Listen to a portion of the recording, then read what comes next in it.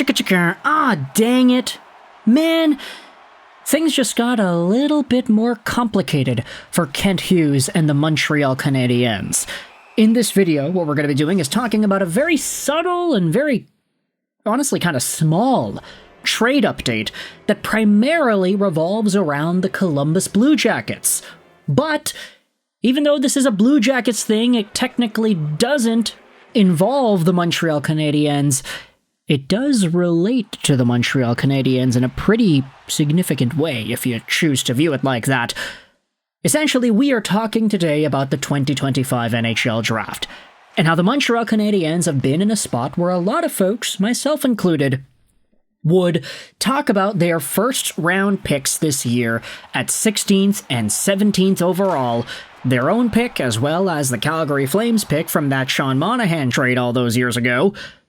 We're talking about the Habs and their 16th and 17th picks and saying, hey, is there an opportunity for Montreal to either package these two draft picks and move up in the draft, or package these two draft picks and get a center, get somebody else that can help them out right now? The theory is the Habs have a lot of young dudes, both on the team and in their prospect pool, and because they're starting to open that competitive window, they made the playoffs this previous season. Nick Suzuki is a bona fide captain. Cole Caulfield, Slafkovsky, these guys are rounding out their games, and Hudson and Demidov are the real deal.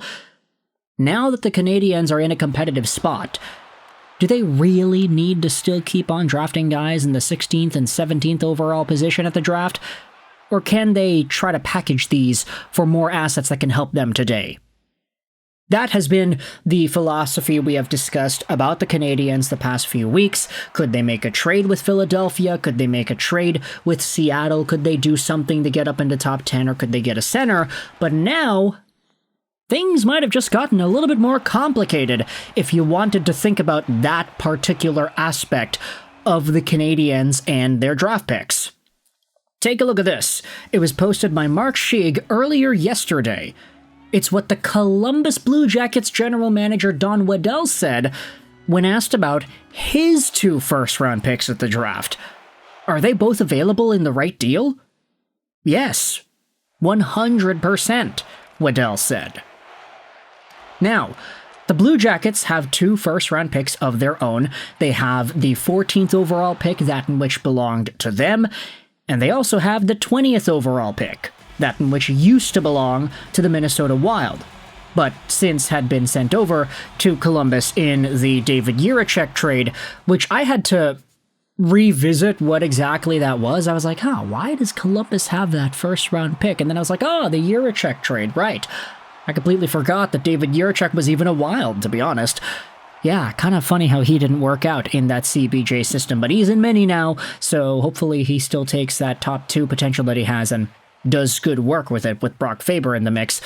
But the Minnesota Wild's pick does belong to Columbus. So the Habs have 16-17, the Blue Jackets have 14-20, and now you're looking at both of these teams who are potentially in a spot to deal their two first-round picks in some sort of a move to improve their team. Might I remind you, the Blue Jackets were one of the teams on the outside of the playoff picture looking in that were trying to beat out the Montreal Canadiens in this recently completed NHL regular season. The Blue Jackets just could not stop winning games. They finished things off with a 6-game win streak. Kind of funny how that works, but they were in that spot to really give the Canadiens a tough time. The Habs had to go 7-1-2 and win the last game of the season to make the playoffs after all. But you had Marco D'Amico also responding to this tweet that was posted by Mark Schieg, saying this: I spoke about this on the podcast, but Columbus is another one of these teams in the middle of the first round that have put their two first-rounders in play. It makes things a little bit trickier for the Habs, and potentially it waters down the market on whatever futures they could get. And I wanted to talk about that particular aspect of the trade market and the trade dynamics that we will see later on. Because both the Habs and the Blue Jackets, they have kind of the same assets available on the market to try to improve their team. As we had said, Montreal 16-17 and Columbus 14-20. which team would go out there and give the better proposal? If you assume that the Blue Jackets would want a center, which I don't think they would. I like what they have with Monahan and Fantilli, and I think they like it a lot too, especially since Kent Johnson can also play center. But if the Habs and the Blue Jackets, for some reason, are bidding for the same guy, and both of these teams offer both of their firsts in the trade, then what does Team X go out there and say? Okay, we got an offer from Montreal, which has 16 and 17. Okay, we've got an offer from Columbus with 14 and 20. Which one is more valuable here? Because they're not too far apart, both of these teams and their trade packages, and now fully acknowledging that their picks are in play. They could be moved around on the market. This puts both Montreal and Columbus head-to-head against each other. These guys will both be fighting for the same caliber of player using the same caliber of assets.